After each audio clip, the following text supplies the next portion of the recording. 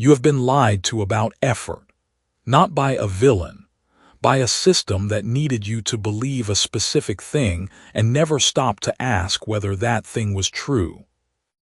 The lie is not that effort matters. The lie is that effort is the primary variable, that the distance between where you are and where you want to be is mostly a problem of how hard you push. The people around you who are working just as hard, sometimes harder, and still falling behind are not failing because they lack drive. They are failing because they inherited instructions that were never designed to make them wealthy, designed to make them useful. Those are not the same thing. Wealthy people do not think about money the way you were taught to, not in small ways, in structural ways, ways that change what they notice, what they count, what they fear, and what they pursue. The difference is not their income. It is not their connections. It is the architecture of thinking that runs underneath all of it, quietly, every hour of every day. You have never heard it explained the way you are about to hear it, not because the information is hidden, because it is usually invisible even to the people who have it. By the time this ends, you will see something you cannot unsee, and seeing it will cost you nothing except every excuse you were planning to keep. Chapter 1. Effort alone has never made anyone rich. There is a pattern woven into every civilization that has ever risen and fallen. Across different centuries, different continents, different languages, the same quiet observation keeps surfacing among those who watch carefully how wealth moves. It is not the hardest workers who end up with the most. It never has been. The people who build lasting financial lives share something that has nothing to do with the hours they keep or the sweat they produce.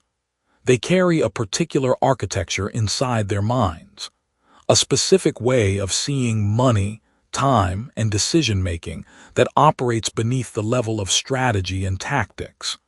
That architecture is invisible from the outside, which is exactly why most people miss it entirely.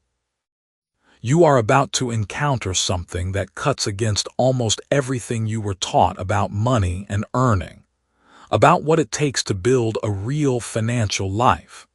And if you stay with it, something in the way you see your own situation will begin to change. Here is something that should bother you. People in the lowest income brackets in developed countries work more hours per week, on average, than people in the highest income brackets. Read that again slowly, because your instincts will want to dismiss it. The hardest working people are often the least wealthy. The people clocking double shifts, managing 2 jobs, running themselves down by Thursday, they are not at the top of the wealth chart. They are at the bottom. So if effort were the engine of wealth, this would be impossible. And yet here we are.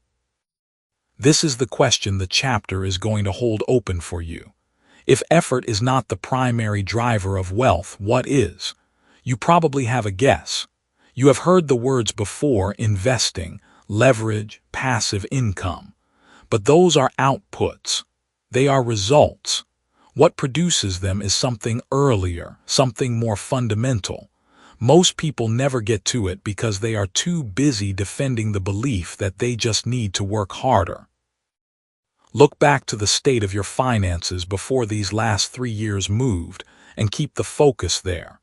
Not your job title or your apartment or your relationship, specifically, financially.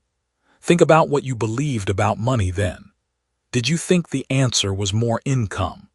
Did you think the answer was more discipline with spending?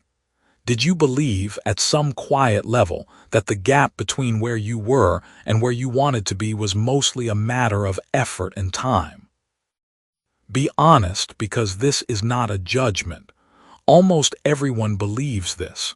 It is the default setting, and it was installed in you long before you had any say in the matter. Marcus was 31 years old when he realized he had been running in a direction, just not toward anything.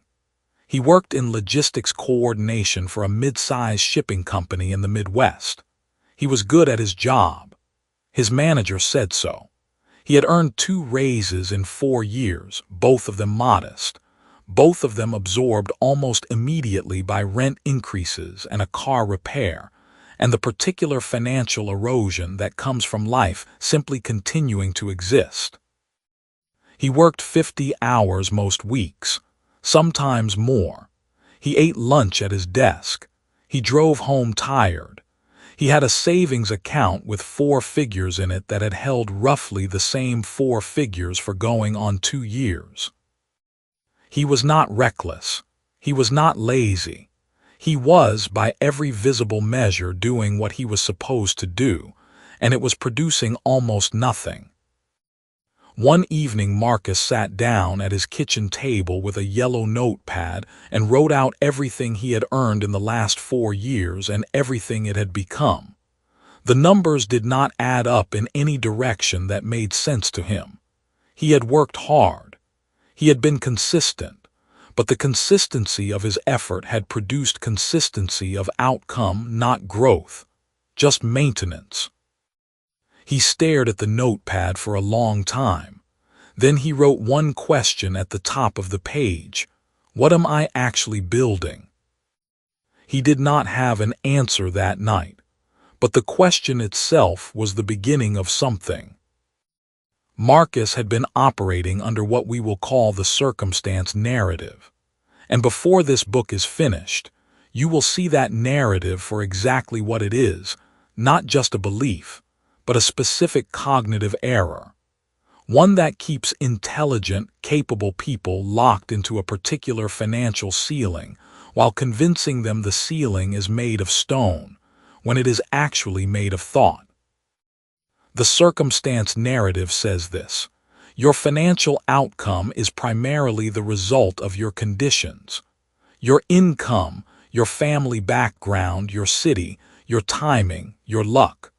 Work hard enough within your conditions and you will be rewarded. This story is not entirely wrong. Conditions are real. Privilege is real.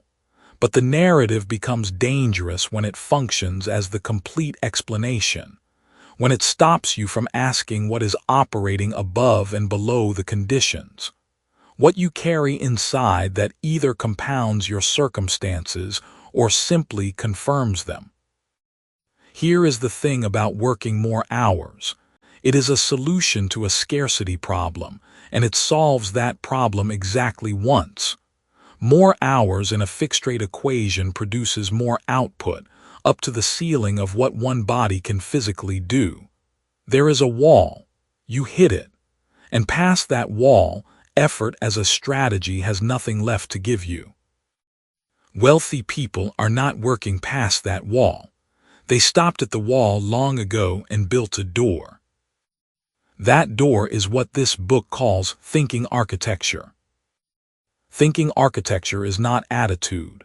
It is not optimism or confidence or belief in yourself. Those things matter, but they are not this. Thinking architecture is the actual cognitive structure through which you process financial information, make decisions, evaluate risk, assign meaning to money, and construct your relationship with time and value. It is the operating system running underneath every financial choice you make. And here is what decades of research into cognitive patterns and financial behavior consistently show. The operating system most people are running was not designed for wealth. It was designed for survival. You are running software written for a different problem. The survival operating system is brilliant at keeping you safe in the short term.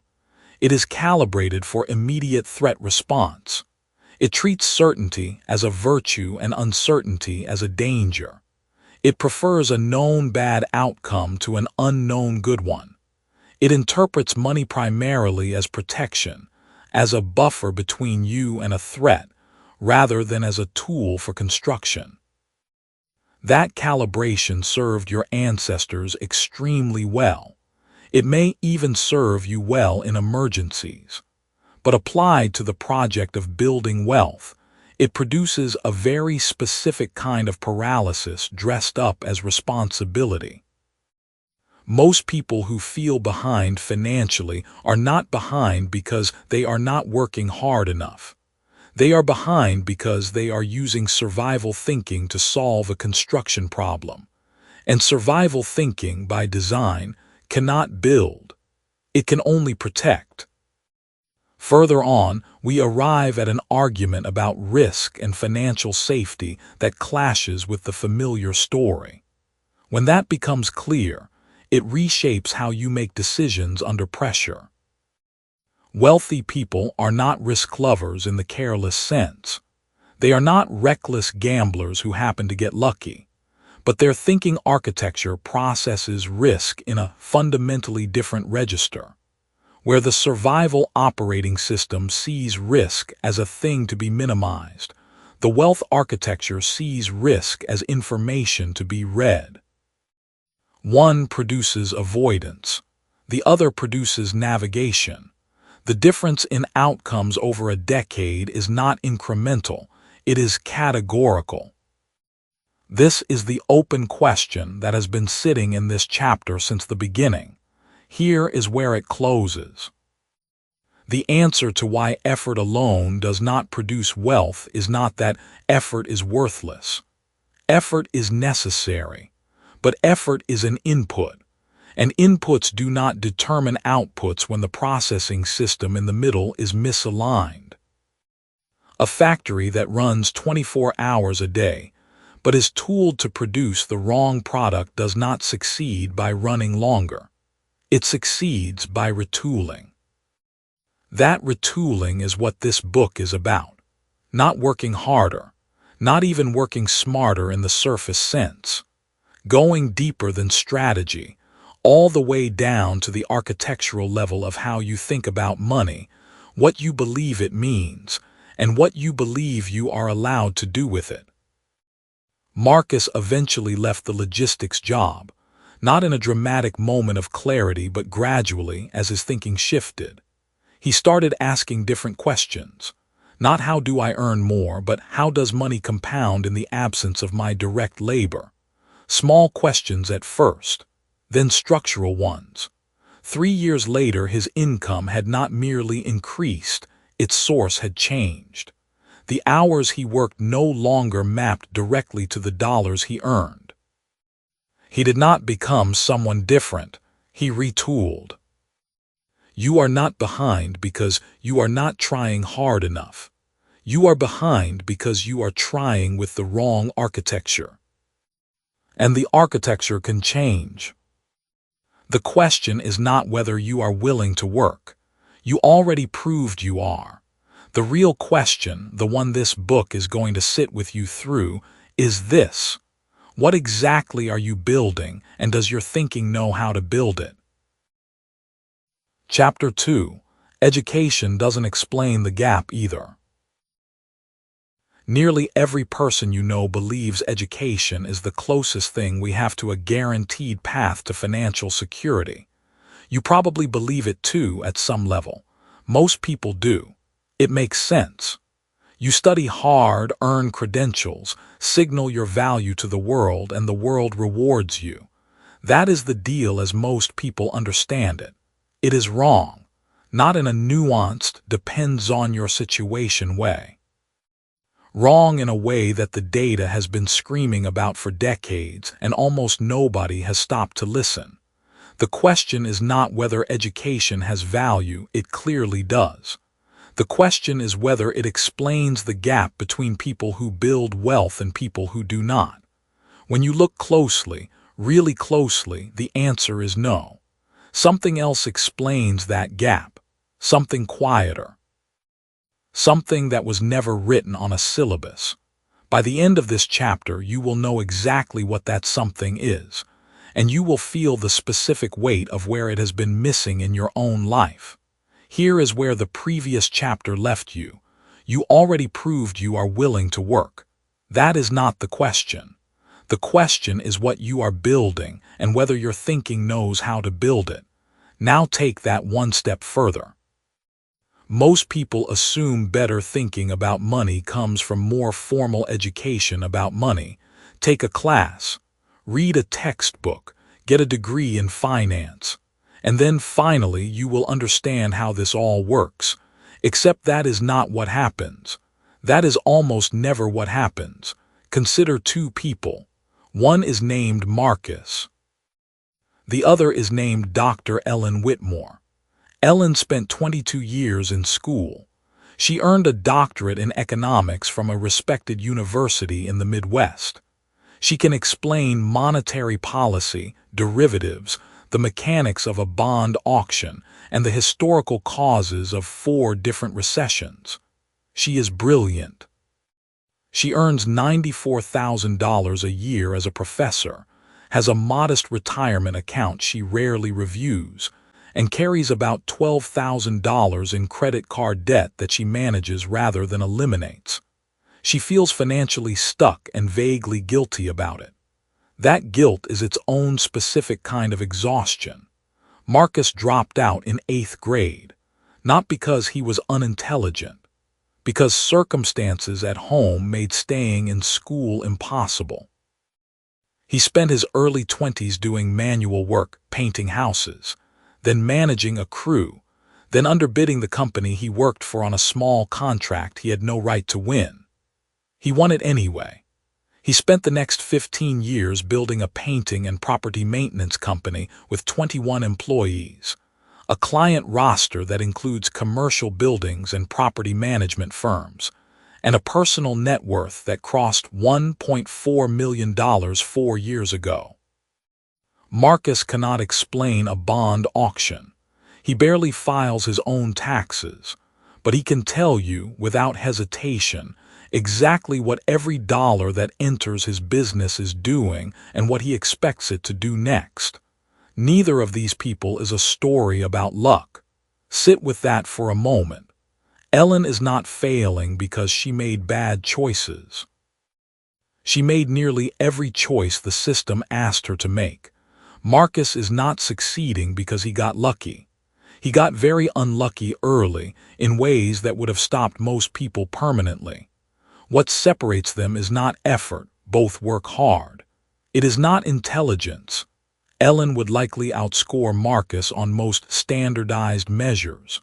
What separates them is the architecture of how they think about money itself. Here is the open question this chapter is going to hold. If education does not build that architecture, what does? Hold that question. The answer is coming. But you need to see the full shape of the problem before the solution lands with the weight it deserves. The research on this is actually not subtle. Studies that track wealth accumulation across educational levels find that the correlation between formal education and net worth is weaker than almost everyone expects. A college degree does tend to produce higher income, on average, and income matters. But income and wealth are not the same thing. You know people who earn more than you who have less saved. You may have encountered the strange, slightly uncomfortable fact of someone at your same income level who somehow owns property, has a funded investment account, and does not seem anxious about money in the way you are. Same income, different outcome. The variable is not what they know on paper. The variable is what their thinking does automatically when money appears or disappears. Return to your ordinary days from 3 years back and look at it plainly. Not just financially. Think about what you believed about money at that time. Think about the quiet assumptions running underneath your decisions. Did you believe that saving was the primary path to financial security? Did you believe that debt was always a sign of failure? Did you believe that people who had more money than you had access to something you did not? Those beliefs were not conclusions you reached through careful analysis. They were absorbed. They came from your environment, the people around you, the specific texture of how money was discussed or avoided in your household growing up. They are operating right now, underneath every financial decision you make, and most of them were never examined. Not once. That is the architecture this book keeps returning to, not a budget, not a strategy. The underlying structure of how you perceive, interpret, and automatically respond to the concept of money itself. Wealthy people, not temporarily high earners, but people who build and hold and compound real wealth over time, did not primarily learn their money architecture from school either. Most of them will tell you that themselves if you ask directly. What they absorbed, almost always, was something more like an environment, a way of seeing. A set of assumptions about what money is for that entered them through experience rather than curriculum. Here is where this lands in a specific, practical way you can feel. School teaches you what money is. It teaches you how systems work in the abstract. What it almost never teaches you is how to think about money as a tool you are operating right now, in real time, with actual consequences. A tool has a purpose. When you pick up a hammer, you do not think about the history of hammers or the metallurgical composition of the head. You think about what you are trying to build and whether you are hitting it right. Wealthy people think about money that way. They are always running a background process that asks what this dollar is doing, where it is pointing, and what it will produce if it goes in this direction versus that one. Most people were never given that frame. School gave them the history of the hammer. Their household gave them feelings about the hammer. Nobody ever said clearly, "This is a tool, here is how to hold it, here is what you are building." Soon, we arrive at an argument about how financial habits form that clashes with the familiar story. After that clicks, it reshapes how you actually make decisions, not just how you think about them. But right now, return to the open question. If formal education does not build money-thinking architecture, what does? Here is the answer. It is both simpler and harder than you want it to be.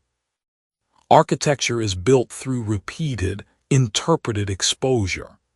It is built when you are inside an environment where money is handled a certain way, discussed a certain way, treated a certain way, and when you observe that pattern enough times that it stops being a lesson and starts being the air. Marcus did not take a class in pricing strategy. He watched what happened when he priced a job too low, absorbed the cost in his body, adjusted, and built a felt sense of margin that no spreadsheet could have given him. He built it through contact, through the specific texture of real consequences repeated. That is what the architecture is made of: absorbed pattern, interpreted experience. The internal sense of how money behaves that you develop through proximity to environments where it is handled in a particular way. This is not hopeless for you. It is actually the clearest possible diagnosis. You are not failing because you are not smart enough. You are not stuck because you did not study the right things. You are operating with a money-thinking architecture that was built for a different outcome than the one you want. And architecture, unlike intelligence, can be rebuilt. The self-audit is this: what is the money narrative running underneath your current decisions? Not what you believe consciously when you think carefully. The automatic one. The one that fires before you have time to reason. Do you believe money is something that happens to people or something people direct? Do you believe wealth is a reward for suffering or a result of structure? Do you believe the ceiling above you is set by your credentials or by something else entirely? Those answers are your current architecture, and the fact that you can now name them means something has already begun. What you were built to believe about money is not the same as what money actually responds to. The distance between those two things is exactly where the next chapter lives. Chapter 3. The invisible filter wealthy people use to see money. Spending money wisely does not make you wealthy. That sounds like exactly the kind of thing a financial advisor says when they want you to cut your subscriptions and pack your own lunch. It is not that. It is something sharper and stranger. It points to a distinction that separates two entirely different relationships with money, one that most people never notice, and one that quietly governs how wealth either accumulates or disappears. Frugality is not the filter. Restraint is not the filter. The wealthy do not primarily think about spending less. They think about something else entirely, something that happens before the spending decision even lands. And once you understand what that thing is, every financial choice you have ever made will reorganize itself in your memory into one of two clear categories. You will never look at a dollar the same way again. That distance, the gap between what you were built to believe about money and what money actually responds to, has a specific address. It lives inside a single perceptual filter, and right now you do not have it installed. Here is what that filter is. Every financial decision you encounter is moving in one of two directions. It is either pulling future value toward you, or it is carrying present value away from you. Those are the only two directions. The wealthy brain has been trained, through repetition and reinforcement, to ask that directional question first, before asking how much, before asking whether it feels good, before asking what other people will think. Future value toward you or present value away from you. Asset or expense. You have probably heard this framing before. Robert Kiyosaki named it in a way that reached millions of people, and the core distinction is real and important. But something gets lost in how most people receive it. They hear it as a rule about objects. They think, a house is a liability, a stock is an asset, a car is an expense. They apply the rule rigidly to categories of things. The rule does not quite fit their actual life, and they eventually set it aside. The distinction was never about objects. It was always about direction. Return to the state of your finances before these last 3 years moved and keep the focus there. Not the big picture, the granular daily reality. What you bought, what you avoided, what you told yourself about each choice. Did you have a framework for those decisions, or were you navigating mostly by feel? By what seemed reasonable, by what people around you treated as normal, by whether the number on the price tag felt acceptable? Most people, when they look back honestly, realize they were navigating by feel. Not because they were careless, because no one ever handed them a different instrument. The instrument exists, and it is cognitive, not mathematical. One question stays deliberately open through this section until the chapter earns its answer. Why do two people with identical incomes, identical expenses, even identical savings rates sometimes arrive at entirely different financial positions 15 years later? Same numbers on paper, radically different outcomes in reality. The standard explanation is discipline or luck, or the specific assets they chose. But those explanations miss something earlier in the chain, something that determines which assets they even considered, which opportunities appeared visible to them, which expenses felt necessary versus negotiable. The difference lives upstream from the decision. It lives in the filter. A woman named Carla worked in hospital administration in a mid-sized city for 11 years. She earned a good salary, not exceptional, but solid. She drove an older car. She cooked at home most nights. She added to her savings account every month without fail. By any measure, Carla was financially responsible, but she was not. At 38, her net worth had barely moved in a decade, and she could not figure out why. She was doing everything right. What 𝗓𝗧 was doing was optimizing expenses. She was getting better and better at reducing the outflow. But the asset column of her life, the side where value compounds and grows, was essentially empty. She owned nothing that pulled future value toward her. Here is the quiet tragedy of 𝗓𝗧's situation. She was not unintelligent. She was not undisciplined. She was operating with the wrong filter installed, and the filter she had was so culturally normal that she had never once questioned it. The filter most people carry says this: money management means controlling how much leaves. That is not wrong exactly. It is just incomplete in a way that costs you everything.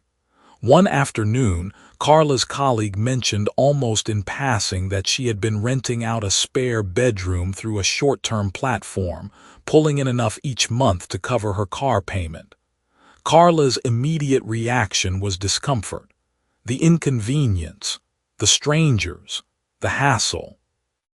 Standard response, but something else happened underneath that reaction. Something that would have gone unnoticed except that 𝗓𝗧 happened to catch it. Her second thought was, that is income I am not earning. Not income she could not earn. Income she was not earning. The distinction landed differently than she expected. She did not list the room that week, but she started asking a new question about everything. Every significant purchase, every subscription, every choice about where her money went, she began asking, is this pulling value toward me later, or carrying value away from me now? Just the question, not even changing her behavior yet, just asking. 18 months later, 𝗓𝗧 had 3 income-generating moves running that together added 30% to her effective monthly income without touching her salary. Not because she found secret information. Because the question changed what she could see. That is compound cognition working, not compound interest, not compound returns, compound cognition. The thinking architecture itself begins to generate new options once the filter is installed. You do not have to force the decisions. The filter surfaces them. Now here is where this chapter needs to get specific, because the asset versus expense filter is easy to misapply when it stays abstract. The misapplication looks like this. You hear the principle, you feel the resonance, you nod along, and then in your actual life you keep making the same classifications you always did, just with new vocabulary layered over them. You call things assets without checking which direction they are actually moving. So let the chapter do something concrete. Think of 3 purchases you made in the last 60 days. Not your largest expenses, just 3 real ones that come to mind first. Hold them in your head. Now apply only one question to each of them. Not is this smart, not could I have spent less. Just this, in 12 months will this have pulled value toward me or carried value away, not 12 years, 12 months. A tight, honest window. One of those 3 purchases will be obvious. Clearly in one column or the other, no ambiguity. One will be genuinely uncertain, because some things are both in the short term and neither in the long term, and that ambiguity is actually useful information. But the third one, pay attention to the third one.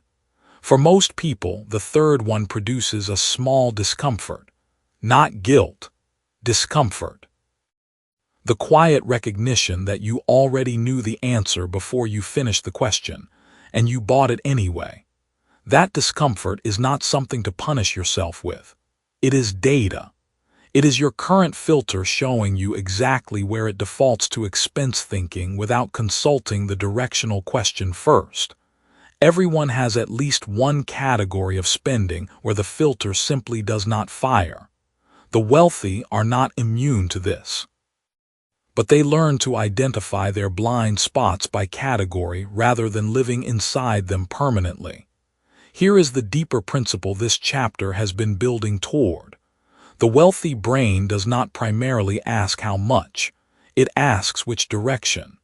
And that question, asked consistently over time, begins to reshape which financial opportunities even register as visible. This is not mystical. It is cognitive. When your brain develops a reliable habit of directional classification, it begins filtering incoming information through that habit automatically. You start noticing the rental property listing that would have slid past before. You start hearing business conversations differently. You start asking questions in meetings that, a year ago, you would not have known to ask. Not because you became smarter, because your filter changed what your attention lands on.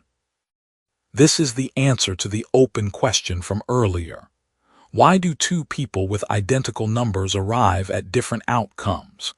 Because one of them spent years building a perceptual habit that made value-generating opportunities visible and legible. The other spent those same years optimizing the expense side of the ledger, getting more disciplined at a game that was never going to generate the compounding they were hoping for. Discipline applied to expenses creates stability. That is real and worth having. But discipline applied to the asset-building question, to the consistent practice of asking which direction, that is what creates the trajectory that eventually makes discipline on expenses almost irrelevant. You do not get there by spending less. You get there by seeing more. Later on, we arrive at an argument about financial risk that clashes with the familiar story. Once you grasp that turn, it reshapes which decisions feel safe and which ones feel dangerous. But right now, one thing is enough. You have been asking the wrong first question, not because you were told to, because no one ever offered you a better one. The wealthy brain classifies first and calculates second. You have been calculating first and classifying never. That is the gap. And the gap closes not with more discipline, not with a better budget, but with a single directional question asked earlier in the sequence than you have ever thought to ask it. Every dollar is moving somewhere. The only question worth asking first is whether you chose the direction. Chapter 4. Poor thinkers solve problems, rich thinkers create systems.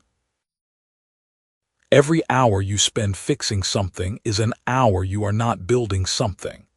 That is not a motivational observation. That is a precise description of a compounding loss you are experiencing right now today, whether you feel it or not. The income you are not earning while you handle the same crisis for the third time this month is not just today's loss. It is the asset that income would have become. It is the time that asset would have freed. The cycle that keeps you reactive, keeps you solving instead of building, is not laziness. It is not bad luck. It is a specific way of thinking about how work is supposed to function. Nobody told you there was a different way to think about it. That is the only reason you are still inside the cycle. This chapter is going to name that cycle exactly, and once you can name it, you can step outside it. You chose the direction your money moves. That was the last thing this book asked you to sit with. But there is a deeper question underneath that one, and it has been waiting for the right moment to surface.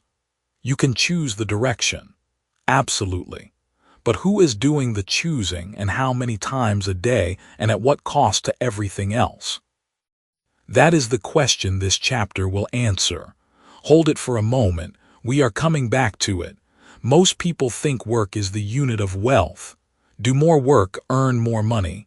That logic feels solid. It tracks. It matches every experience you have had since your first paycheck. But here is the problem with logic that merely tracks experience. Experience, for most people, is a very small sample of what is actually possible. Picture a factory floor. Not a metaphor yet, a real factory floor. The kind with conveyor belts and station operators and a shift manager walking the rows. Every worker on that floor is solving problems. A belt slows down, someone fixes it. A station backs up, someone clears it. A machine misfires, someone resets it. Every single person is competent. Every single person is working hard. The problems keep getting solved. And at the end of the day, the factory produced exactly what it produced. The workers go home with exactly what they were paid. Tomorrow they come back and solve the same problems again, slightly differently dressed. Now picture the person who owns the factory. That person is not on the floor, not because they are lazy or indifferent, not because they think they are better than anyone. They are not on the floor because they spent time at some earlier point building something that runs without them standing inside it. They designed the system. They set the process. They hired people smarter than them for the functions that required specialized skill. And now the factory runs. And while it runs, they are somewhere else thinking about the next factory. This is not a story about wealth as privilege. This is a story about two entirely different ways of thinking about how time and effort connect to outcome. The worker thinks, there is a problem, I must solve it. The owner thinks, there are always problems, how do I build something that handles them without requiring me every time? Those are not the same thought. They do not produce the same life. And the gap between them is not effort. Both people are working. The gap is architecture. The thinking architecture that asks, how do I fix this now, will always produce a different result than the thinking architecture that asks, how do I make this run without me? Write that second question somewhere. Say it out loud. How do I make this run without me? That question is the cognitive fork. Every person who has built lasting income has, at some point, started asking it. Every person still trading hours for dollars is still asking the first one. Picture your ordinary days from 3 years back and look at it plainly. Not romantically, not with regret, just practically. Think about the problems you were solving 3 years ago. The financial pressures, the work crises, the things that kept you up at night. Now ask yourself honestly, how many of those exact same problems are still showing up in slightly different costumes today? Not because you failed to solve them. You solved them. But you solved them the same way each time, manually, directly, with your own attention and effort. And so they came back. Solving a problem and building a system that prevents the problem are two completely different operations. That is the mirror moment this chapter is asking you to hold. Now let us talk about a woman named Carla. Carla ran a small bookkeeping service out of her apartment. She had 6 clients, a good reputation, and a serious problem. She had no time. Every week was a scramble. A client's records were late. A software file was corrupted. An invoice was disputed. Another client wanted a meeting. Carla was good at her work, genuinely skilled, and she handled every problem quickly and professionally. Her clients trusted her completely because she was always available, always responsive, always there to fix whatever came up. She was also exhausted. She had been exhausted for 3 years, and she could not take on a 7th client because she could not imagine where she would find the hours. One afternoon, her internet went down mid-deadline. While she waited for the connection to restore, she did something she had never had time to do. She wrote down every task she had done that week, just a list. Then she circled everything she did that, in theory, someone else could do if they knew the right steps. She circled almost everything on the page. She spent 2 weekends building a simple intake process for new client documents, a checklist for monthly reconciliations, and a template for every common client communication. Then she hired a part-time assistant and handed over the circled tasks. Within 4 months, Carla had 9 clients. Within 8 months, 12. She was earning nearly twice what she had made when she was doing everything herself, and she was working fewer hours. The problems did not disappear. The difference was that 𝗓𝗧 stopped being the solution. Here is what that moment of silence while the internet was down actually was. It was not luck. It was not a revelation from nowhere. It was the first time 𝗓𝗧 had been forced out of reactive mode long enough to see the shape of what she was doing. And what she saw was this. She had been treating her business like a floor she had to stand on every single day, when it could have been a structure that ran while she was thinking about what to build next. Most people never get that pause, or they get it and fill it immediately with the next problem. Now here is the part that is going to land differently than you expect. You do not need a business to apply this. You do not need to be an entrepreneur or an investor or anyone other than who you already are. The system thinking versus problem thinking distinction operates in every area of your financial life, right now, at whatever scale you are currently working at. Look at your personal finances. If you are manually deciding where every dollar goes each month, reacting to each expense as it arrives, handling your savings when there is something left over, that is floor thinking. That is you on the factory floor, solving the problem of money every single month with your own direct attention. A system looks different. A system is automatic transfers set the day after your paycheck arrives. A system is a clear, pre-decided rule for any unexpected income. A system is a financial structure that moves money in the direction you chose before emotion or impulse had a chance to redirect it. You chose the direction, yes, but a system makes that choice once and then carries it out repeatedly without requiring you to choose again. That is the point where direction becomes momentum. And this is where the thinking architecture of wealthy people diverges most sharply from everyone else. It is not that they work harder. Many of them work less in terms of direct manual effort. It is that they spend their cognitive energy in a fundamentally different place. They spend it building the thing that does the work. Then they move to the next thing.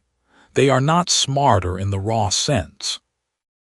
They are asking a different question, and that question generates a different category of answer. This is compounding cognition, not just compounding money, compounding thinking. Each system they build frees attention. That attention builds the next system. The returns are not linear. They do not grow in a straight line the way an hourly wage does. They curve.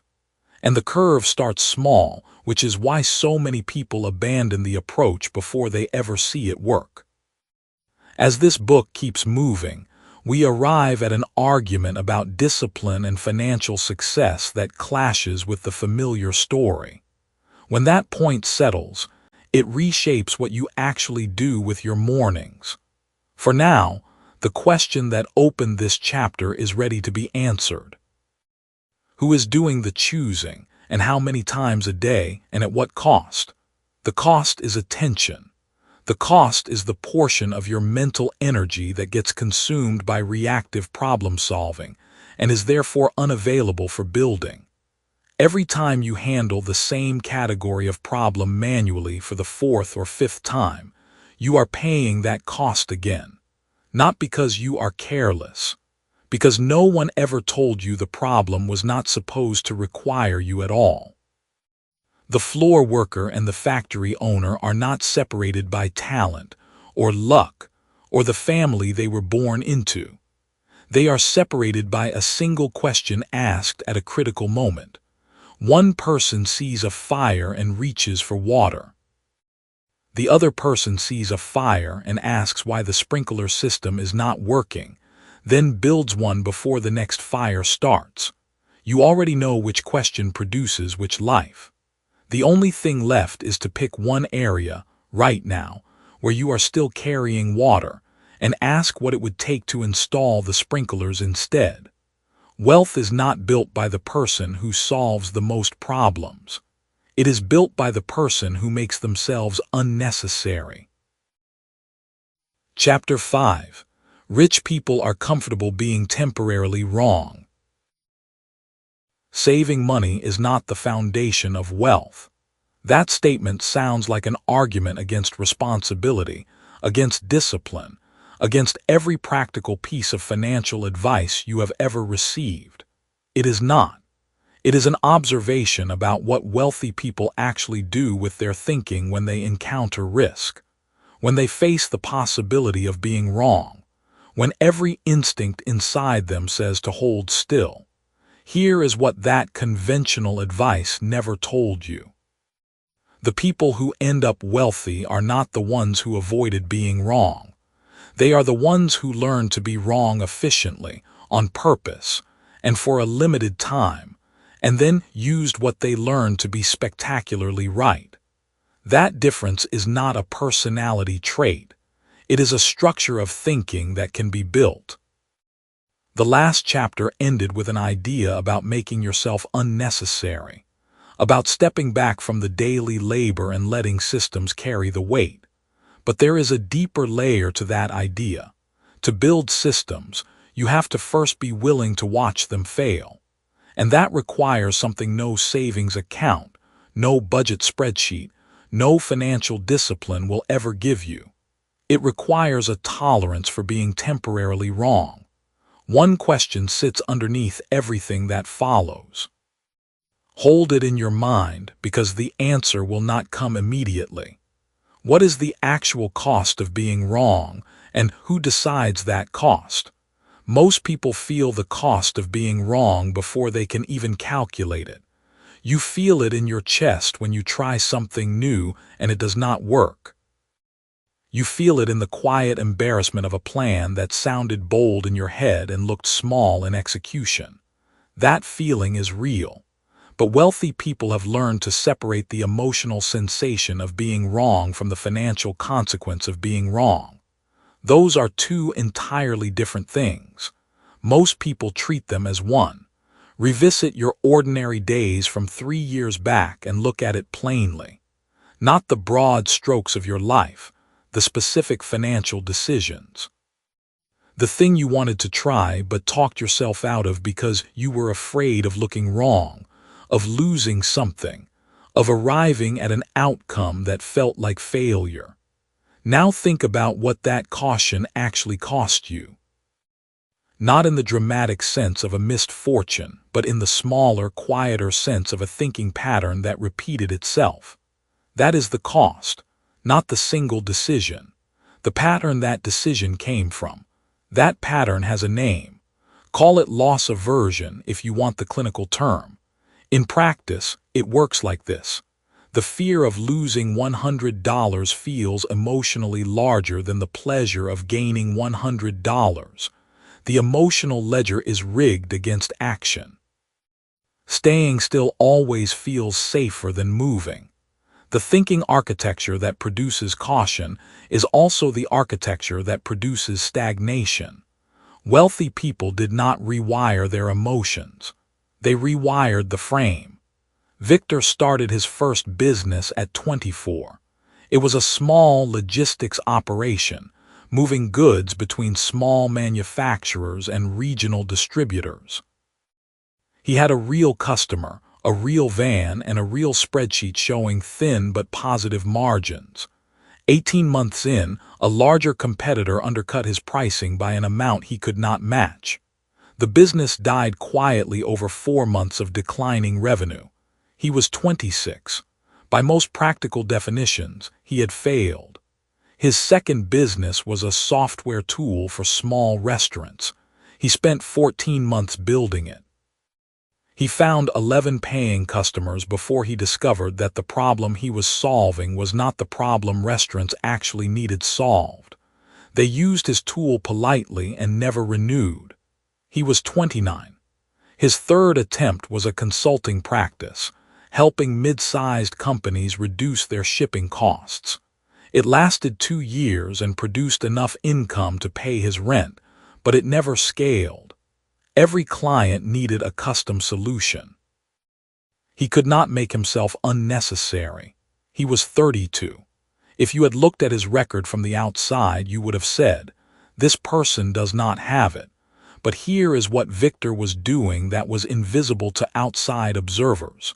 He was running a different kind of accounting, not in spreadsheets in his thinking. With every failure, he was building a precise and personal inventory of what does not work, not in the abstract, motivational sense of learning from failure. In the concrete, specific sense of accumulating real data about markets, about customers, about the gap between what people say they want and what they actually pay for. He was compounding cognition. By his fourth attempt, Victor knew things no business school curriculum could have taught him because they were earned through loss. He knew which type of customer would say yes and never convert. He knew how long a sales cycle actually took, not how long he hoped it would take. He knew what made a client stay. He built his fourth business, a staffing and outsourcing firm for e-commerce warehouses, on those specific, hard-purchased insights. Within 3 years, it was generating more revenue than his first 3 businesses combined. The compound cognition motif matters here. Most people think about compounding in terms of money, interest on interest, return on return. But wealthy people compound something else at the same time. They compound the quality of their thinking by deliberately accumulating the data that only comes from being wrong. Each time Victor failed, he was not losing ground. He was depositing something into a mental account that would draw interest for decades. The question was never whether he would fail. The question was whether the failure would be usable. And here is what made it usable. He always knew in advance how wrong he could afford to be. This is the distinction most people miss. Being comfortable with being wrong does not mean being reckless. It does not mean ignoring risk or pretending that failure has no cost. It means calculating the floor before you step onto the platform. Victor never bet money he could not lose. He never bet time he could not recover from. Every one of his ventures was structured so that if it failed completely, he would survive it, learn from it, and try again. The willingness to be wrong was bounded. It was deliberate. It was a tool. Spectators watch the market, the opportunity, the idea, and they wait for certainty before they move. Investors move first with bounded exposure and use the results to calibrate the next move. That is not courage in the romantic sense. That is a precise and learnable skill. Now close that question from earlier. What is the actual cost of being wrong, and who decides that cost? You decide it. In advance. That is the answer. The cost of being wrong is not determined by the market, by the economy, by luck, by whether you went to the right school or came from the right family. The cost is a parameter you set before you begin. Wealthy people set that parameter deliberately. Most people never set it at all. They simply absorb whatever cost arrives, and because it was never bounded, it often feels catastrophic even when it is not. This is where the circumstance narrative does its most insidious work. When something fails and you never bounded the cost, the narrative writes itself. The market was wrong. The timing was wrong. I did not have the right connections. I did not have the capital to compete. Every one of those things might even be partly true.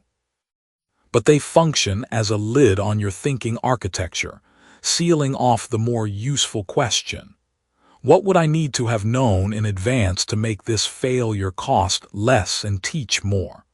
That question is the beginning of a different architecture entirely. In a later section, we arrive at an argument about the role of confidence in building wealth. After that really registers, it reshapes how you act when you are not sure of yourself. That clashes with the familiar story. But for now, understand this. The willingness to be wrong is not the absence of confidence. It is confidence in a specific and uncommon form. It is confidence in your ability to survive the wrong answer and extract value from it. Most people are only confident when they already know the outcome. That is not confidence. That is the comfort of certainty, which is available to almost no one doing anything worth doing. Victor's fourth business succeeded not because he finally got lucky, not because the conditions were finally right, not because he found a market that owed him a win. It succeeded because he arrived at it carrying 4 businesses worth of compressed, specific, applicable knowledge. That knowledge expressed itself in every decision he made. The hiring, the pricing, the customer selection, the contract structure. Every detail reflected a cognitive architecture refined by deliberate loss. That is what separates an investor from a spectator. Not the money, not the network, not the timing. The investor has already decided how wrong they can afford to be and then moved. The spectator is still calculating whether moving is safe. The answer, by the way, is that it never is. Safe is not a condition that precedes action for people who build wealth. Safe is what you engineer after you understand the floor. You are not behind because you made mistakes. You are behind if you made mistakes that you did not convert into usable data, mistakes that left you with a story about circumstances instead of a precise map of what not to do next time. The cost of being wrong is yours to set. The question is whether you are setting it before you begin, or absorbing it after it is already done. Chapter 6. The hidden tax on every hour you sell. Right now, without doing anything wrong, you are losing something. Not in a dramatic way, not in a way that shows up on any bank statement, but every week that you trade your hours for a fixed rate, you are participating in an exchange that quietly costs more than it pays. The rate feels reasonable. The work feels manageable. But there is a mechanism inside that arrangement that most people never see. It runs in the background whether you see it or not. Every hour you sell at your current rate is an hour that cannot be deployed differently. It is locked, gone from the board, and the cost is not just that hour. It is every version of what that hour could have built, compounded forward. You are not at fault for this. Nobody handed you a manual. But the question now, the one this chapter is going to answer, is what wealthy thinking does differently with the exact same 24 hours you already have. Setting the cost of being wrong is one thing, but there is a prior question that most people never ask. What is the cost of the thing you are doing right now? Not the financial cost, the time cost, and more precisely, the opportunity cost buried inside every hour you spend doing something that someone else could do instead. Wealthy thinking treats time as the scarcest asset. That is not a motivational phrase. It is a structural description of how wealthy cognitive architecture actually operates. When you examine the decisions that people with compounding financial lives make repeatedly, a pattern appears. It is so consistent it stops looking like preference and starts looking like principle. They trade money to buy time. Consistently, early, and often before it feels comfortable to do so. Most people do the opposite. They trade time to get money. They sell hours. They fill the calendar. They stay busy. And the busyness itself becomes confirmation that they are working hard, which becomes proof in their own minds that results should follow. But hard work and strategic work are not the same thing. One increases effort. The other increases leverage. Here is where the open loop begins. There is a specific calculation you can run on your own life, right now, that will show you exactly where your time is being sold below its real value. You will reach that calculation before this chapter ends. But first, you need to understand why most people never run it. Call up your ordinary days from 3 years back and look at it plainly, not in some abstract sense. Think about a specific Tuesday 3 years ago. What did you do that day? Where did the hours go? Now think about how much of what you did that Tuesday is still producing anything for you today. If the answer is close to zero, that is not an indictment. It is information. It means the hours you sold 3 years ago are gone in both directions. They are not coming back, and they are not producing anything forward. That is the nature of selling time. The transaction closes the moment the hour ends. Compare that to an hour spent building a system. An hour spent writing something that gets read 10,000 times.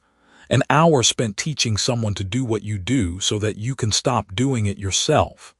Those hours do not close. They compound. The return on them extends past the hour itself, sometimes by years. This is the thinking architecture difference. It is not that wealthy people have more hours. It is that they have trained themselves to categorize hours differently. Every hour goes into one of two buckets. The first bucket holds hours that are consumed. The second bucket holds hours that multiply. Consumed hours produce a one-time output. Multiplying hours produce outputs that continue after the hour is finished. Wealthy thinking is obsessed with moving hours from the first bucket to the second. There is a man named Darnell who ran a small landscaping business for 11 years. He was good at the work, reliable. His clients loved him. He worked 60-hour weeks in the summer and spent winters doing maintenance quotes and equipment repairs. He was not poor, but he was not building anything that would outlast his physical ability to show up with a truck. One winter, Darnell sat down and did something he had never done before. He wrote down every task he personally performed in a given week. Next to each task, he wrote how much he would have to pay someone else to do it. Then he compared that number to what he actually earned per hour from his best-paying contracts. What he found made him put the pen down for a long moment. He was spending 11 hours a week on tasks he could delegate for $12 an hour, while his own hourly rate on premium contracts was $64 an hour. He was voluntarily choosing the $12 work, not out of laziness or poor character. He had simply never done the math. Once he did, he hired one part-time helper and used the recovered hours to pursue 3 new commercial accounts. Within 14 months, his net income had increased by 31%, and his working hours had dropped by 9 per week. The story was not about working smarter. That phrase is too vague to be useful.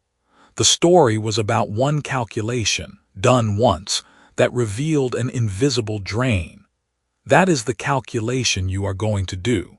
Here is the time-money swap framework in its most direct form. First, estimate your effective hourly rate. This is not your salary divided by 40 hours. This is your actual take-home income in a given month divided by every hour you spent doing income-related work. Include commute time, prep time, the emails you answered at 10 at night, and the Sunday hours you spent thinking about work without being paid for it. That number is almost always significantly lower than people expect. Second, write down the 5 tasks that consume the most hours in your week that are not directly income-generating, not meetings that lead to revenue, not conversations that build relationships with key people, the administrative weight, the logistical drag, the things that you do because they need doing and you are there. Third, find the cost to delegate or automate one of those tasks, not all of them. 1. The lowest cost option with the highest hour return. You will find in most cases that the monthly cost of delegating that task is less than the revenue you could generate with the recovered hours if you use them on your highest value activity instead. The point is not to outsource everything. The point is to make the calculation visible, because what is invisible cannot be changed. Every hour of personal time sold at a rate below your ceiling rate is a cognitive regression. That is the hard line inside this chapter, not a moral judgment, a structural one. When you spend time on low-value tasks, you are not simply doing less productive work. You are actively practicing a pattern of thinking that treats your hours as equivalent regardless of what they produce. That pattern, repeated daily, becomes the cognitive architecture you operate from. You start to believe, at some level you may not even be conscious of, that your time is worth what you are currently getting for it. And that belief makes it harder to see the hours that could be generating more. It narrows your field of vision without you noticing the narrowing. Wealthy thinking fights this with a specific habit. Before taking on any recurring task, wealthy cognitive architecture asks one question. Can someone or something else do this? The answer does not need to be yes every time, but the question needs to be asked every time. Without the question, the default is always to absorb the task yourself. And absorption, compounded across months and years, fills your hours to capacity with consumed time and leaves no space for time that multiplies. This is where the concept of money as a tool enters most directly. For most people, money is something to protect, to hold, to accumulate carefully. Wealthy thinking sees money as something that can be exchanged for leverage, including time leverage. Spending $200 a month to recover 15 hours of personal time is not an expense in wealthy thinking architecture. It is a purchase of an asset. The asset is ours. The return on that asset depends entirely on what you do with the recovered time. But the first move is always the purchase. Spending money to buy hours is one of the clearest markers separating people who are building compounding financial lives from people who are not. The loop you opened at the start of this chapter closes here. The calculation exists. It is not complicated.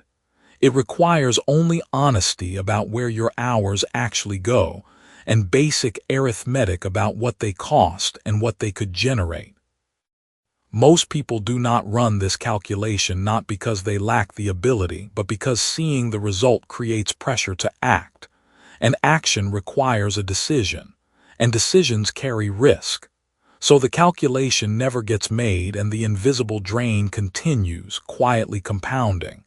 But you are not most people, not anymore, because now you have seen the mechanism, and once you see it, ignoring it is itself a choice, a costly one.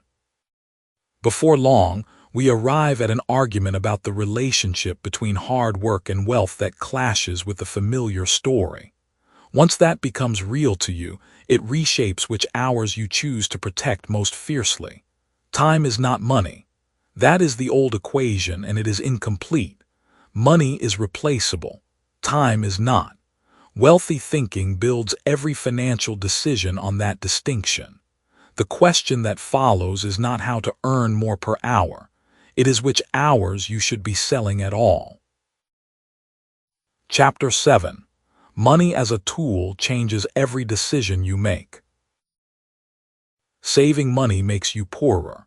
That sounds like financial advice from someone who has never paid a bill. It is not.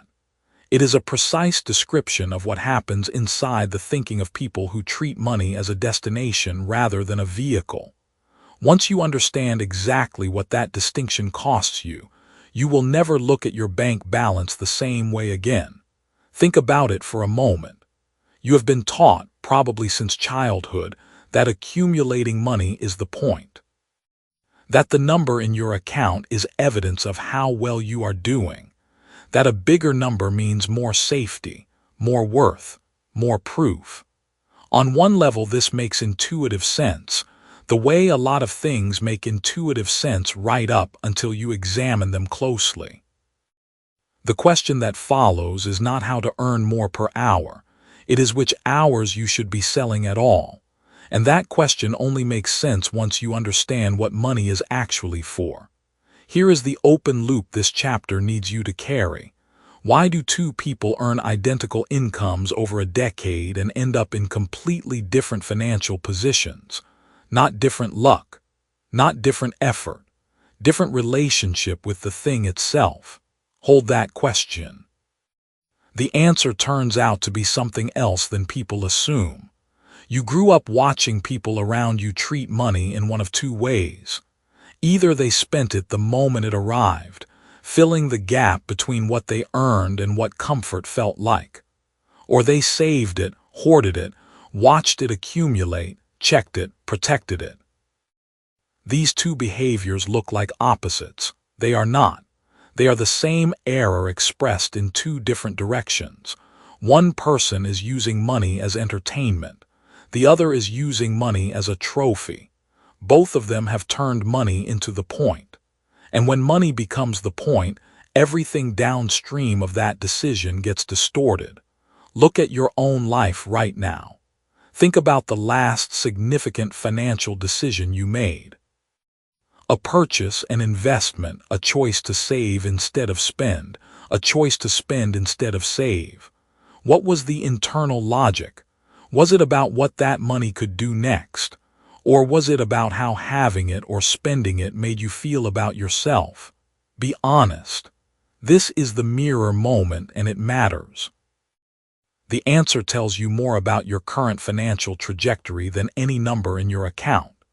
Most people, if they are honest, will find feeling underneath almost every money decision. Feeling safe, feeling responsible, feeling free, feeling like an adult who has figured things out. These are not wrong feelings. But when feelings are driving your financial decisions and the feeling you want is security, you will hold money still. You will keep it close. And money that is held still is money that is doing nothing. Here is where the thinking architecture of wealthy people diverges from everyone else. The difference is not subtle. Wealthy people do not experience money as a thing that gives them feelings. They experience it as a thing that creates capacity. The word matters. Capacity. Not happiness, not status, not safety, not proof. Capacity means the ability to do more, reach further, create leverage, build systems that generate without requiring more of your hours. When you see money as capacity, every dollar has a job the moment it arrives. And when something is a tool, holding it without using it is not safety. It is waste. Think about a carpenter. He owns 6 hammers. He uses 2 of them regularly, one for framing, one for finish work. The other 4 are hung on the wall. He does not look at those 4 hammers and feel wealthy. He does not check on them for comfort. They are idle. They are not contributing. A practical carpenter would lend them, sell them, or find a use for them. A tool that is not working is a resource that is not earning its existence. Money sitting still in a low-yield account because it makes you feel safe is 4 hammers on a wall. The carpenter analogy is not inspiring. It is just accurate. Now here is where this gets concrete. There was a woman named Renata who worked as a project manager at a mid-sized logistics company in her late 20s. She made decent money. Not extraordinary, but enough. And Renata was disciplined. She saved. Every month she moved a portion of her paycheck into an account she did not touch. After 4 years, she had $11,000. She was proud of it. It felt like proof that she was responsible, that she had figured something out, that she was not like the people around her who spent everything they earned. $11,000 and a feeling of quiet safety. A woman she worked with, named Claire, had saved almost nothing over the same period. But Claire had spent 2 years building a small online wholesale operation on the side. She sourced products, built supplier relationships, tested markets. She made mistakes. She lost money on some inventory. But she built something that by year 3 was generating $3,800 a month in income she did not have to trade hours for. Her bank balance was lower than Renata's. Her financial position was unrecognizable in comparison. Renata had been collecting the tool. Claire had been using it. That story is not an argument against saving. It is an argument against saving as a worldview. The distinction lives inside the word purpose. When you save with purpose, you are accumulating capacity for a specific deployment. You are building a position that will move. When you save as a feeling, you are building a monument to your own anxiety. The monument gets taller. Nothing else changes. So here is the principle that reorganizes everything that follows it. Money is not a score. It is not a security blanket. It is not proof of your worth or your discipline or your intelligence. It is a unit of leverage. $1 is not $1 of safety. $1 is 1 unit of capacity to build a system, acquire an asset, reduce a cost, or create a condition that generates more capacity. That is all it is. And that is extraordinary.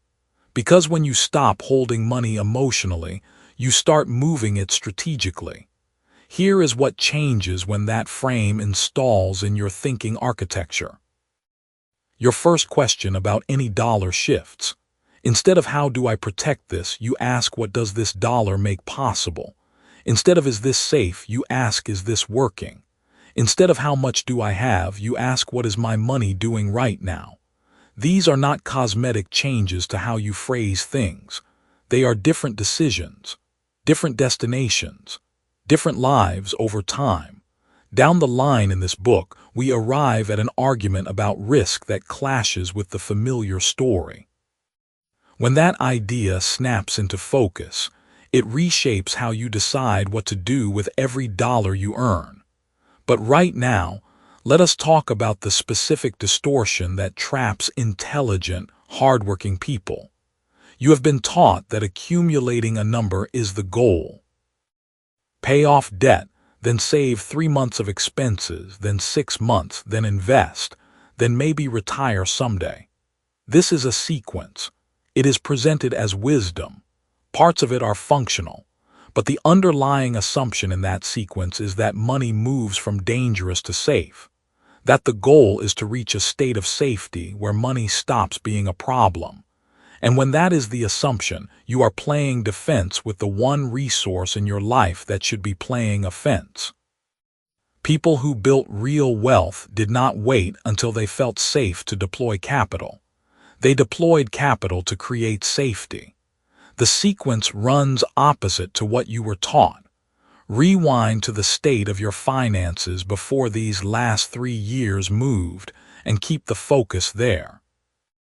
What did you believe about money then that you do not believe now? And here is the harder question.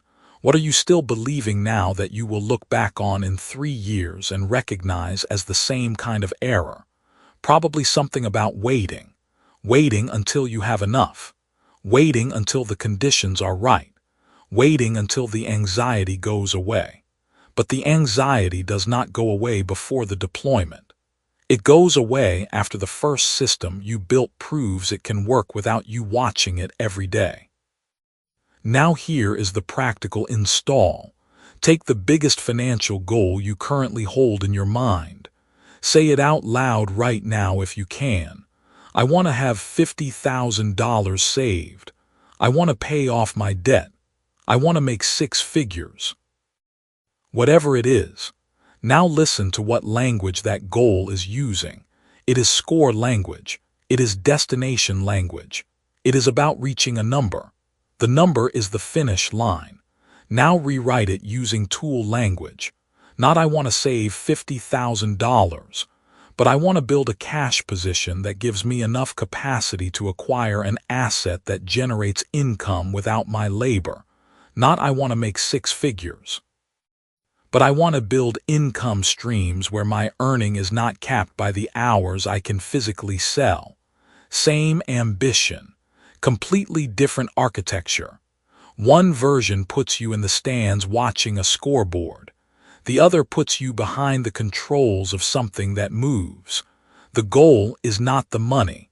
The goal is what the money makes possible when it is working. Now close the loop.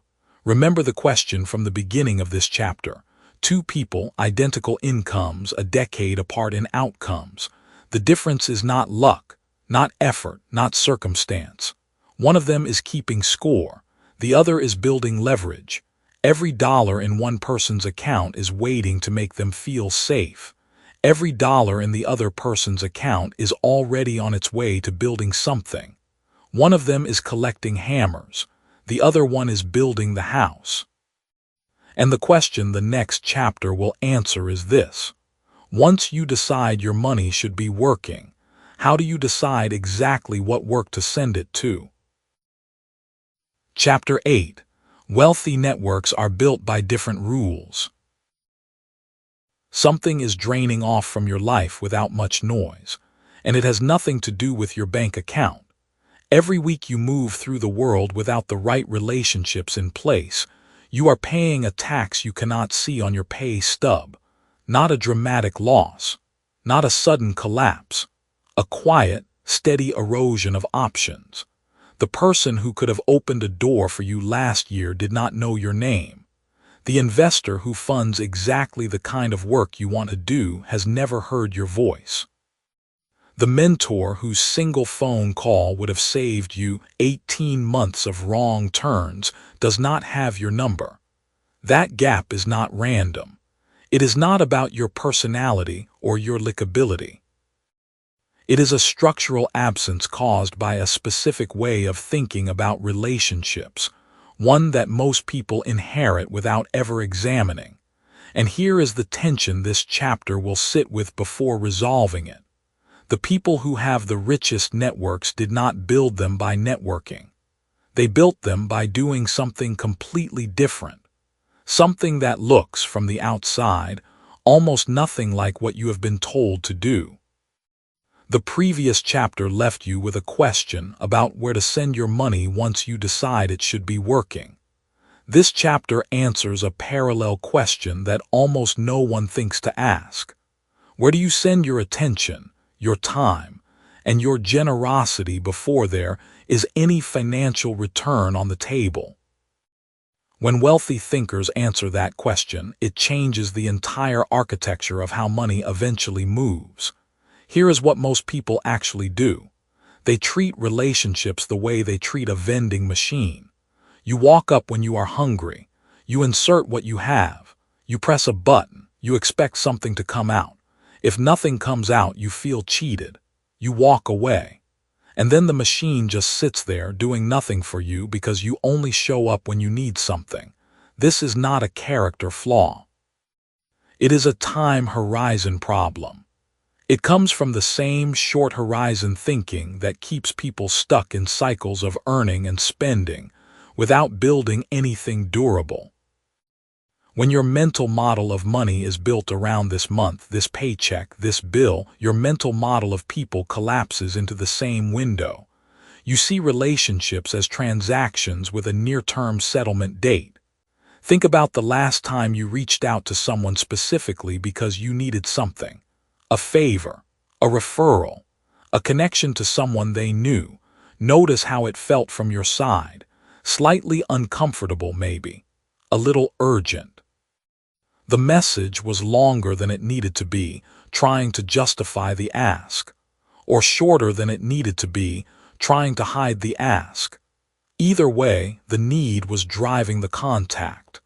The relationship was dormant until you needed it to activate. Bring to mind your ordinary days from 3 years back and look at it plainly.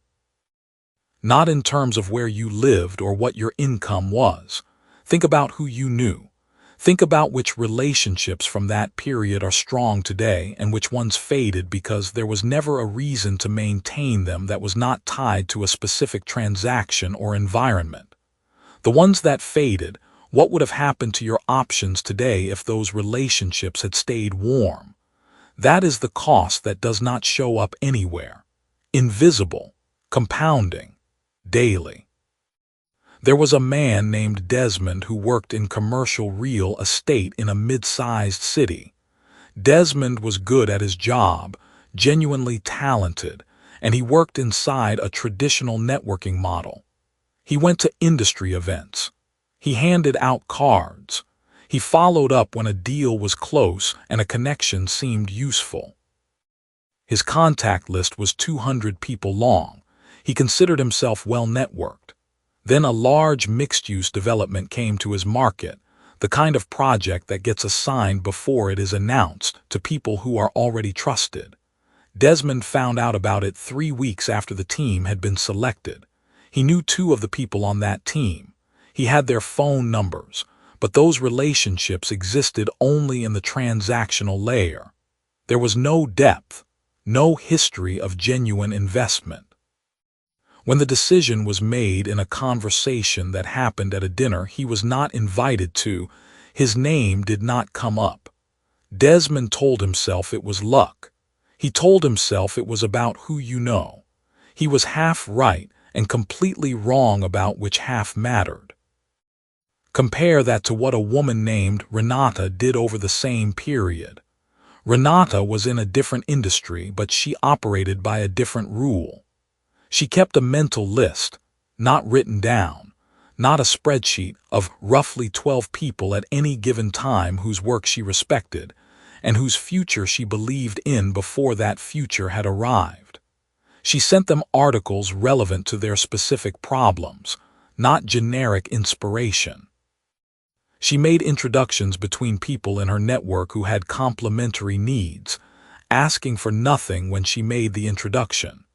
She showed up at their important moments, the launch, the opening, the rough patch where everyone else went quiet. She invested years of small, genuine actions into a small number of relationships without any clear transaction on the horizon. When a major opportunity arrived in her field, she did not have to apply for it. She was called. The lesson is not that Renata was more generous than Desmond. The lesson is that Renata was operating on a longer time horizon with a different cognitive architecture underneath. She understood something specific. Relationships are not assets you draw on. They are living systems you tend.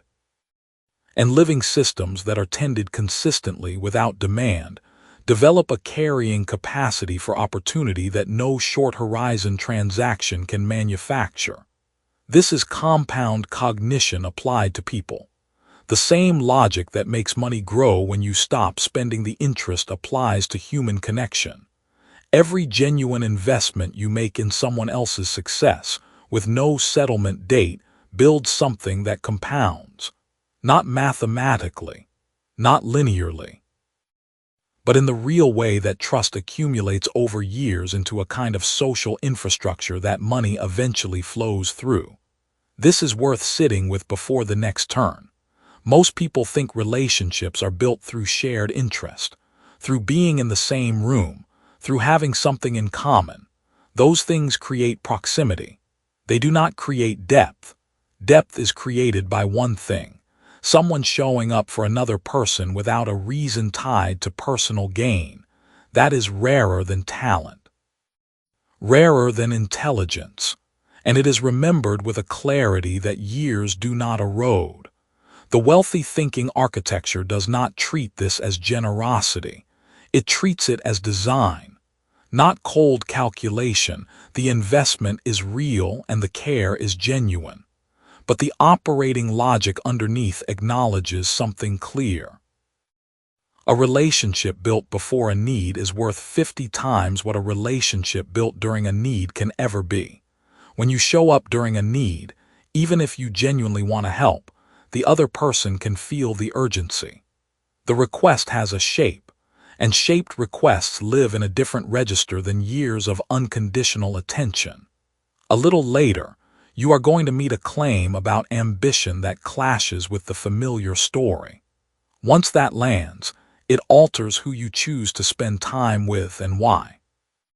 Now turn the question inward.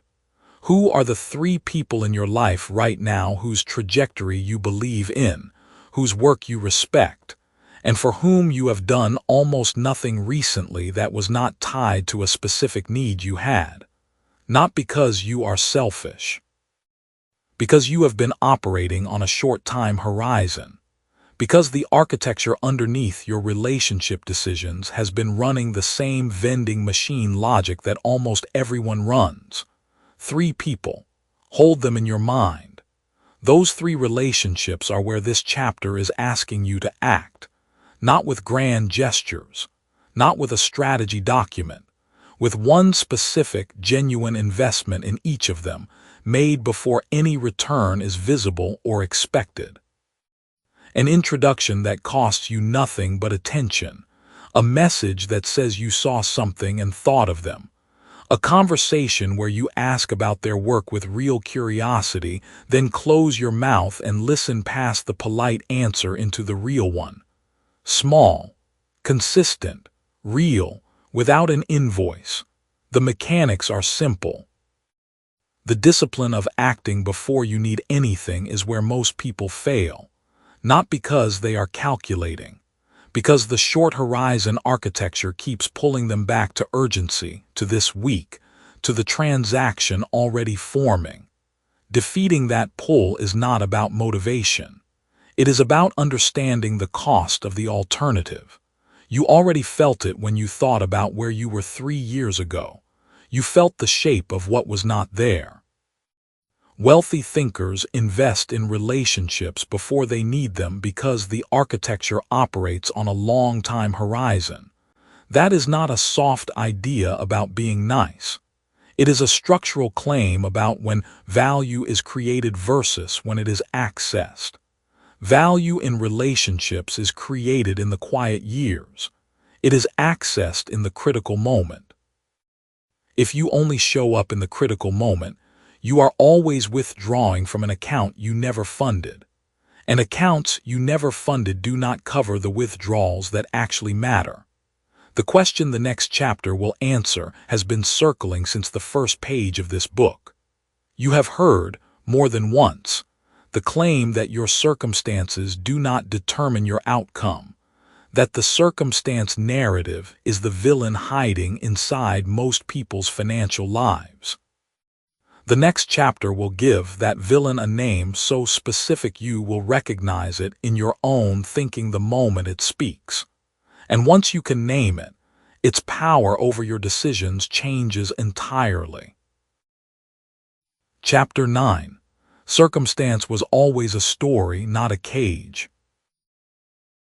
Every civilization that has ever risen and fallen left behind one consistent truth buried inside its ruins. Across every era, every geography, every tongue, there existed people who moved through the same conditions as everyone around them and arrived at wildly different destinations. Not because fate chose them, not because the gods leaned down and whispered secrets, but because something inside the architecture of how they thought about their circumstances was different. The majority looked at conditions and saw walls.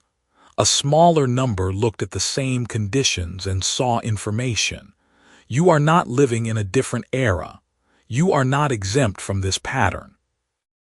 And the question that has been circling since the first sentence of this book, the one about whether your circumstances are actually the reason you are where you are financially, that question is about to be answered. It will be uncomfortable first, then clarifying. Here is the villain's name. It is called the circumstance narrative, and you have been speaking its language your entire life without realizing you were fluent in it. Think back to the very beginning of this book. The first chapter placed you inside a story most people quietly carry.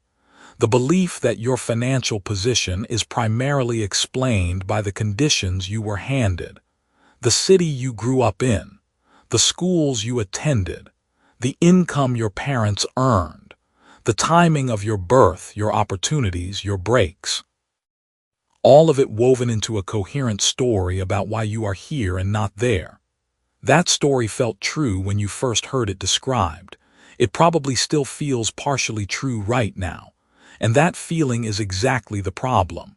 The circumstance narrative is not a lie. That is what makes it dangerous. Parts of it are real. Conditions are real. Disadvantage is real. Timing matters. Background matters. No honest person will tell you that starting points are irrelevant. But here is what the narrative does to you that the wealthy thinker has already learned to resist. It presents conditions as conclusions. It takes real information. This is where you started and converts it, almost invisibly, into a verdict. This is therefore where you will end up. The distance between those two sentences is where your financial life is either built or surrendered. Go back to your ordinary days from 3 years back and look at it plainly. Not in abstract terms, specifically. What was in your bank account? What you told yourself about why it was there? What you believed at that moment about what the next 3 years were capable of producing for you? The story you told yourself then, was it true? Or was it a translation? Was it your actual circumstances speaking? Or was it a narrative your mind built around your circumstances to make sense of them? That difference is everything. Meet a woman named Renata. She grew up in a mid-sized city where the primary employer closed when she was 11 years old. Her father drove 40 minutes each way to work at a distribution center for the next decade. Money in her house was a source of tension, not a tool. She watched her parents treat every dollar as something to be protected from loss rather than directed toward growth. When she finished school, she carried that same posture. Cautious, defensive, always bracing for the next thing to go wrong. By 26, she had a steady income, almost no savings, and a story she repeated to herself and to anyone who asked. The story was, "This is just how it is when you come from what I came from."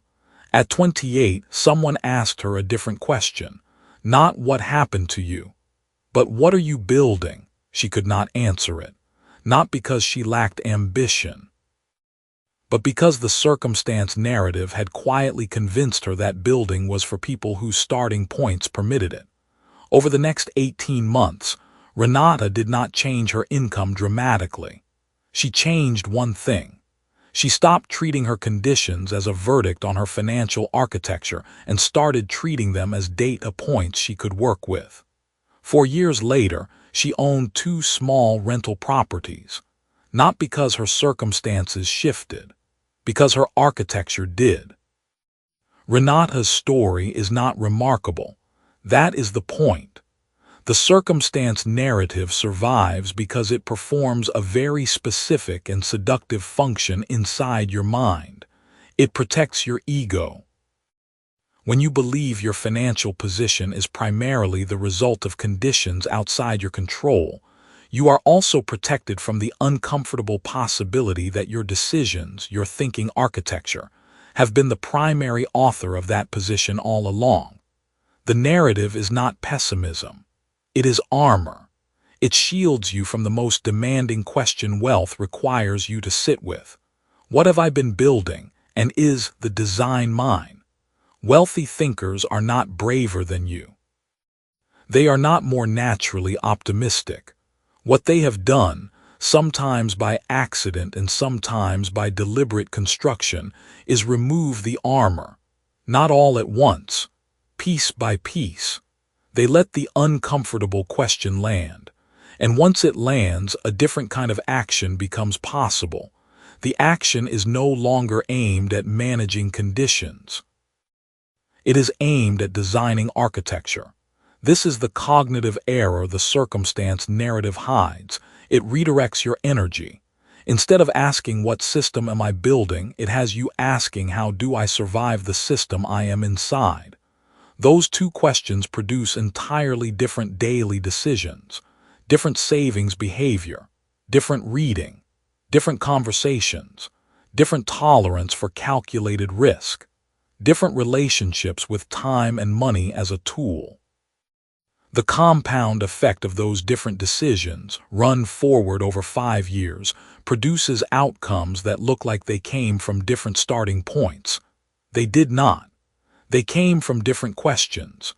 You can name this now. That is not a small thing. Most people cannot name the force that shapes their financial behavior because it has never been held up for inspection. It arrived early. It felt like reality.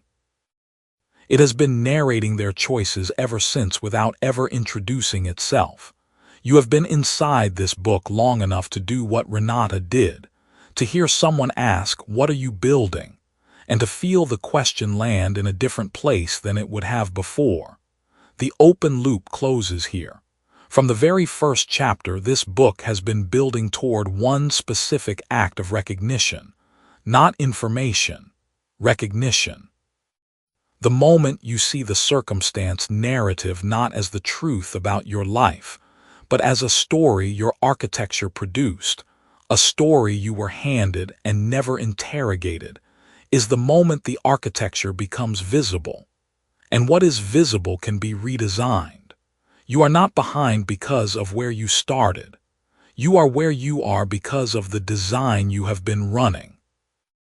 Some of that design was inherited without your consent. That is a fact worth holding with compassion, not shame. But you are holding it now with open eyes. And open eyes are where every new design begins. The circumstance story protected you once. It was the mind's way of making an uncontrollable world feel navigable. You can thank it for that without letting it speak for you any longer. Architecture, not fate, has always been the answer. The question the final chapter will ask is the one that seals it. Now that you can see the architecture, what exactly do you build first? Chapter 10. You think about money differently now. You have made it to the end of this book. The question worth sitting with right now is not what you learned. It is whether you believe any of it applies to you. That is where most people quietly slip back. Not at the beginning when motivation runs high. Not in the middle where effort keeps momentum going. At the end, when the book closes and ordinary life opens back up, there is a specific moment where the old thinking reasserts itself. Like a current resuming after a boat passes. You feel it as a small doubt, a whisper that says this was interesting, but you are still you, with your specific history and your specific numbers and your specific situation. That whisper is the circumstance narrative making one final bid for your attention. Do not answer it yet. There is something more important to notice first. Think about where you were when you picked up this book. Not emotionally, not philosophically, but concretely. Think about the specific thought you had about money most mornings. The feeling that sat in your chest when you opened your bank account, or when you did not open it because you already knew what you would see. That default mental position was your architecture. That groove worn into your thinking by years of repetition. You lived inside it the way a person lives inside a house they have never renovated, assuming the layout is simply how houses are. What you encountered across these 9 chapters was not information about money. It was a different blueprint. Here is where the open loop from early in this journey finally closes. From the very first chapter, the core question was not how to make more money. The question was why 2 people with identical incomes, identical starting points, and nearly identical circumstances end up at such different places a decade later. The circumstance narrative has a ready answer: luck, timing, connection, background. That answer is appealing precisely because it removes responsibility. It is a comfortable room to live in, but you have seen the actual answer now. The difference is architecture. It has always been architecture. The thoughts a person allows to run on repeat. The way they define what money is for. The questions they ask when a financial decision appears. The default assumption they carry about whether building wealth is something that happens to people or something people do deliberately. These are not personality traits. They are grooves. And grooves, once you understand that, can be cut differently. There is a woman named Carla who worked in payroll processing for 11 years. Same salary band, same industry, same city as a colleague named Jerome. By year 8, Jerome owned 2 rental properties and a small stake in a local printing business. Carla owned nothing but a car she was still paying off. When asked what he had done differently, Jerome did not say he had worked harder. He said that somewhere around year 2, he had stopped asking himself whether he could afford something. He started asking what he would need to change so that he could. One question closed options. The other opened a planning process. Same income, different architecture. 11 years later, the distance between their financial positions was not a story about luck or timing or who they knew. It was the compounded result of which question ran on repeat. That is what compound cognition means. Compound interest is familiar. You understand that a small rate of return, applied consistently over time, produces a result that appears nearly impossible if you only look at the beginning and the end. Compound cognition works the same way. A single wealthy architecture thought held once produces almost nothing measurable. That same thought, practiced daily, built into your default response to financial situations, examined and refined and applied to real decisions over months and years, compounds into a fundamentally different cognitive structure. The architecture does not arrive all at once. It builds one groove at a time. And here is what matters most right now. Every chapter you absorbed in this book carved a groove. That is not a metaphor. That is neurology. The old circuitry, the inherited thinking, the circumstance narrative that told you wealth was something that happened to other people with other advantages, that circuitry still exists. It does not vanish, but now it has competition. New grooves run alongside it. Every time you choose the wealthy architecture response over the habitual one, you deepen the new groove and let the old one fade. You are not starting from zero. You have already begun. The circumstance narrative will return. Maybe this afternoon. Maybe the next time you get a bill you were not expecting, or watch someone younger than you announce a financial milestone, or sit across from a number in a spreadsheet that does not match where you thought you would be. In that moment, the old groove will pull. It will feel like the truth because it is familiar. And familiarity reads as truth in the body before the mind can weigh in. That is the exact moment this book was written for. In that moment, you have one question to ask yourself. Not a motivational question, a structural one. Ask, is this thought coming from the old architecture or the new one? That is all. Just locate it. Because the person who can locate the source of a thought is no longer at the mercy of it. Here is the mirror moment this final chapter asks of you.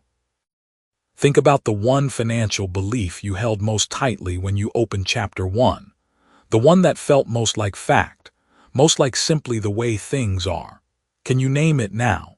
Can you feel how it sat inside you as a given rather than a choice?